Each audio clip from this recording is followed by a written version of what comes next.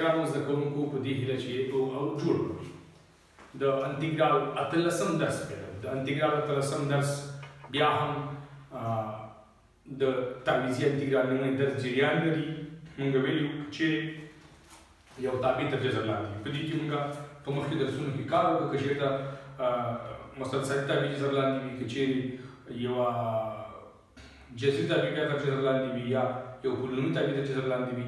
نو په دې باندې بحث کوو چې که چیرې د جذر لاندې یوه لوګاریتمي یا لرونکي او یا یو اکسپوننشل تابع تر جذر لاندې راغلي وي څنګه کولی شو موږ د هغې انټیګرال نیسو.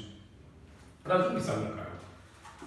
لومړی مثال انټیګرال فرض کړه سوال راشي چې ای په توان د ایکس تر جذر لاندې ډي ایکس او ای په توان د ایکس. دا سوال موږ څنګه حل کولی شو؟ دې سوال د حل لپاره موږ پوهېږو چې ای په توان د ایکس کوم چېرته موږ مشتق ونیسو جذر لاندې دی که نو دا پوره کوي؟ هو چې پوره کوي بس صحیح شو. پي مساوي ای په توان د ایکس ښه نو اوس D P مساوي کېږي د ای په توان د ایکس ډي ایکس. ای په توان د ایکس ډي ایکس پوره شو؟ هو پس انټیګرال پی تر جذر لاندې او डी پی د دې قیمت چې دغه کومه کې قضیې دي چې موږ تاسې په شپاړسم درس په پیل کې موږ دا لیکلي نو دا دی لیکو چې 2/3 پی په توان د 3 تر جذر لاندې جمع نهایي نتیجه څه شوله؟ نهایي نتیجه دا شوله چې 2/3 د پی قیمت څو دی؟ ای په توان د ایکس کل مقام تر جذر لاندې دا مساوي 2/3 ای په توان د 3x تر جذر لاندې جمع سي. ومقاطع دوره پیچلې نه و اسانه دی. راځو بل بخش که چېرته موږ وغواړو چې فرض کا چېرته موږ وغواړو چې د دغه تابع چې یو بل د همدغه شکل بل مثال موږ حل کړو لکه داسې انټیګرال د ای په توان د ایکس جمع یو تر جذر لاندې ای په توان د ایکس ډي ایکس. دا سوال دی. د دې سوال د حل لپاره موږ څه لرو؟ دغه دی ای په توان د ایکس جمع یو که د ای په توان د ایکس جمع یو موږ مشتق ونیسو دا پوره کوي؟ هو نو بس یو مساوي ای په توان د ایکس جمع یو که د دې موږ ډي یو ونیسو د یو مساوي ای په توان د ایکس ډي ایکس. شکل پوره شو؟ هو 1 په توان د ایکس ضرب ډي ایکس دا پوره شو. نو بس انټیګرال د یو تر جذر لاندې او دا ډي یو نو معنا 2/3 یو مقام تر جذر لاندې جمع سي. بالاخره راځي چې ساده کړو نو معنا دا شو چې 2/3 د یو قیمت بیرته وضربو ای په توان د ایکس جمع یو کل مقام تر جذر لاندې جمع سي. تاسې دا وګورئ د خیر انشاءالله چې پوه به شئ. دا به زه ګڼ کوم. اوس که چېرته همدغه د جذر درجه مختلفه اوسي بله درجه اوسي یا د دغه بلې درېیمې قضیې په کومک سره څنګه دا حل کېدلی شي. راځو یو مثال اګزامپل انټیګرال فرض که سوال راغی چې داسې ولیکل شي چې یو جمع ای په توان د ایکس وبخښئ تر درېیم جذر لاندې ضرب ای په توان د ایکس ډي ایکس. دا سوال حل کړه. د دې سوال د حل لپاره د دې کوم مشتق ونیسو دا پوره کړي هو بس خبره خلاصه ده. یو جمع ای په توان د ایکس چې ډي یو پیدا کړو ډي یو مساوي کېږي ای په توان د ایکس ډي ایکس پوره شو؟ هو نو بس انټیګرال وبخښئ ډي پی نو دا څه شو؟ پی تر درېیم جذر لاندې ضرب D P نو توان څو دی؟ یو ولیکو چې 3 پر دا قضیه ویل او کنه ان پر ان جمع ان نو مطلب 3 یو څلور پی په توان څلور تر درېیم جذر لاندې جمع سي. نهایي نتیجه څه شوله؟ 3 پر څلور درېیم جذر د پی قیمت څه یو جمع ای په توان د ایکس کل په توان د څلور دا جمع سي. ومقاطع راځئ که یو مثال بل حل کړو په دغه برخه کې انټیګرال د فرض که سوال راشي چې جذر داسې راشي چې ای په توان د ایکس منفي یو کل په توان د 3 تر پنځم جذر لاندې او ضرب ای په توان د ایکس ډي ایکس. دا سوال موږ حل کړ. دې سوال د حل لپاره طریقه څه ده؟ دې سوال د حل لپاره موږ که چېرته د دې مشتق ونیسو دا پوره کوي هو نو بس دلته موږ ولیکو چې یو مساوي ای په توان د ایکس منفي یو. راځئ چې ولیکو موږ داسې ولیکو د یو مساوي ای په توان د ایکس ډي ایکس پوره شو؟ هو چې پوره شو نو راځئ چې مثال حل کړو. نو بس داسې لیکلی شو چې انټیګرال یو مقام تر پنځم جذر لاندې دا څه شو؟ ډي یو نو مطلب دغه قضیه ده ان پر ان جمع ان پنځه پر پنځه او درې اته یو په توان د اته تر پنځم جذر لاندې جمع سي. نهایي نتیجه څه شوله؟ پنځه پر اته فرض کړه د یو قیمت شو ای په توان د x منفي یو کل په توان د اته تر پنځم جذر لاندې جمع سي. دا تاسو وګورئ ان شاء الله چې پوه بشئ. اوس به دا موږ ګڼل کوو.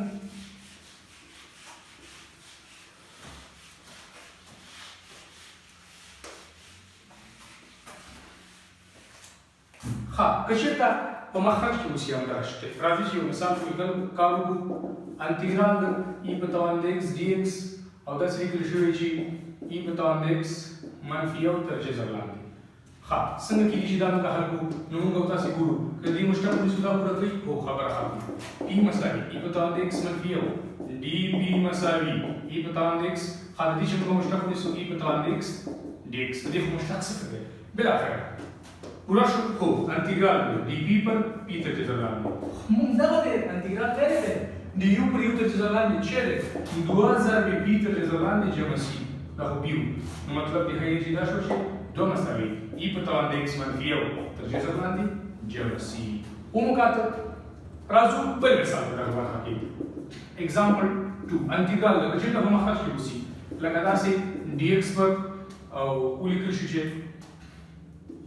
ای په توان د x جمع پنځه تر درېیم جذر لاندې.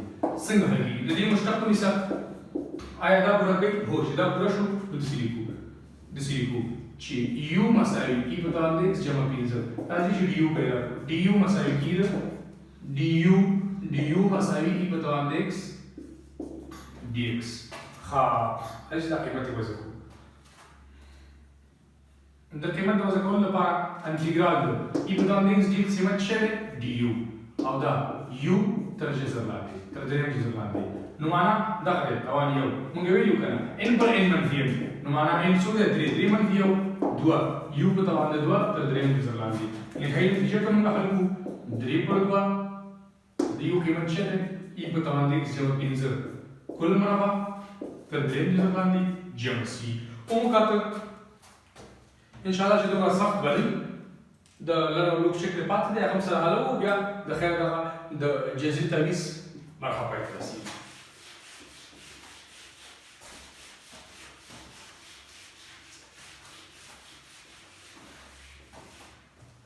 تاسو که چېرته فرض کړه لنډ شکل جذر لاندې وي اګزامپل یې کار وکړو. انټیګرال د لن x تر جذر لاندې پر x dx. دا سوال حل کړئ. د دې سوال د حل لپاره موږ پوهېږو چې فرض کړه که د موږ مشتق ونیسو دا پوره کوي. هو بس خبره خلاص. یو تغیري شکل ولیکو. انټیګرال د لن x تر جذر لاندې یو پر x dx. نو معنا څه شوه چې موږ داسې لیکو چې p مساوي کېږي د لن x dv مساوي شي یو پر x dx. پوره شو. ښه انټیګرال د دې په ځای p تر جذر لاندې او د په ځای dp پوره شو. د p قیمت چې د p جذر چې دی 2 پر 3 p مکعب مساوي دا هم 2 پر 3 p مکعب نو مطلب لن مکعب د x تر جذر لاندې جمع سي. ومکاتب دومره سخت نه و. یو بل مثال چې موږ کار وکړو. اگزامپل انټیګرال فرض کړه لن مکعب د x تر پنځم جذر لاندې پر x dx. دا حل کړئ. نو بس لن موږ به څه لیکو؟ p مساوي لن x مشتق یا ډیفرنشیل dp مساوي کېږي د یو پر x dx. شکل پوره شو. هو انټیګرال اوس به څه لیکو چې p په توان د 3 تر پنځم جذر لاندې نو dx پر x ګوره dx پر x دغه دی ضربې dx پر x قیمت څه دی؟ dp نو معنا دغه دی p په توان د 3 تر پنځم جذر لاندې دا قضیه ده. نو موږ لیکو 5 پر 5 او 3 اته p په توان د 8 تر پنځم جذر لاندې. بالاخره ساده کو 5 پر 8 د p قیمت څه دی؟ دغه دی لن په توان د 8 dx تر پنځم جذر لاندې جمع سي. ومکاتب اوس که چېرته همدغه لن په مخرج کې راشي د مخرج لپاره طریقه څه ده؟ د مخرج لپاره هم خپله طریقه لري. تاسو مثال کاروو. اګزامپل انټیګرال ده. فرض کړه سوال داسې راځي چې dx پر x ضرب لن x تر جذر لاندې څنګه حل ښه نو اوس کته د دې مشتق ونیسي یو پر x صورت وي خو بس خبره خلاصه ده p مساوي ln x dp مساوي یو پر x dx ګورې ته x سره یو ضرب یو پر x پورا کوي یا dx پر x نو بل اخره انټیګرال دا ورسې ولیکي چې p تر جذر لاندې یو خپل dx پر x چې ده dp نو معنا دا خاصیت یو پر یو چې د برابر نشو چې برابر شو نو چې شو د سی ولیکو چې دوه p تر جذر لاندې جمع سي نهایي نتیجه دا شو چې دوه ضرب د p په ځای خپل قیمت د p قیمت چې ln x جمع سي په مقابل دومره پیچلې ده راځي چې بل مثال example انټیګرال dx پر x ضرب ln برابر x تر 15 جذر لاندې دا سوال حل کړي لن برابر کړه x کو مراو لیکل شو نو پس دا به یو تغیر شکل خیر ورکو انټیګرال دا ورسې ولیکو یو پر لن برابر x تر جذر لاندې ضرب dx پر x ومقاته نو اوس کومه د 15 جذر لاندې وبخي نو دا p مساوي ln x که dp پیدا کو dp مساوي چې یو پر x dx دا هم پوره شو دا هم پوره شو نو انټیګرال دی یو پر p مربع تر 15 جذر لاندې dp دا خاصه ګوري یو په توان n نو مطلب دا n پر n څو دی 15 منفي 2 3 او p په توان د 3 تر 15 جذر لاندې جمع سي نهایي نتیجه کته ترلاسه کو نو معنا دا شو چې 15 پر 3 د p قیمت شه د p قیمت په بیرته وځو لن مقاب د x تر 15 جذر لاندې جمع سي په دې سره اتلسم درس پای ته ورسېده ایلمن ته چې تاسو دې پوه شئ وي تاسو چې د تمرینات سره وګورئ په تعویض به ان شاء الله چې د غصو درې حالتونه شروع به دام سره وایي په تعویض مکمل ډول تاسو پوه شئ مننه